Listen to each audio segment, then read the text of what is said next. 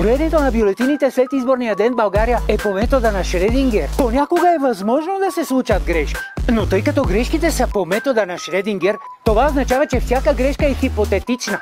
До доказване на противното. Всеки член от комисията има право сам да брои бюлетините по какъвто си иска начин. Но това не трябва да притеснява никого, защото на финала всичко излиза много точно. А понякога излиза и много повече, отколкото е нужно. Друг път нищо не излиза. Зависи какво искаш да постигнеш. Например, във Варна. Член на СИК събираше последните две цифри от произволно избрано ЕГН от списъка с номера на сградата, в която се провеждат изборите. От получената цифра изваждаше номера от бюлетината. И винаги резултата беше един и същи или различен. Това е квантова математика. Друг член от комисия в Петрич потапяше бюлетините във воден разтвор от калиев перманганат и сода бикарбонат. Всичко това разбъркваше с химикалка и крайният резултат винаги излизаше по метода на Шредингер, както е нужно, разбира се.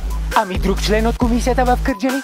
Той можеше да гледа на избирателни списъци с абсолютна точност. Познаваше кой за кого е гласувал и какво може да очаква след изборите. Но както и да се смятат бюлетините, на финала резултата излиза точно така, както трябва. При машинното гласуване е същото, но не точно. Там специален квантов софтуер разбърква нули единици, повече нули, по-малко единици, докато човека се разхожда по тъчскрина. И крайният резултат винаги е 42. Това е чудото на математиката. Колкото и пъти да броиш, резултата винаги е различен до постигане на нужния резултат. Това е всичко. Всичко е толкова просто.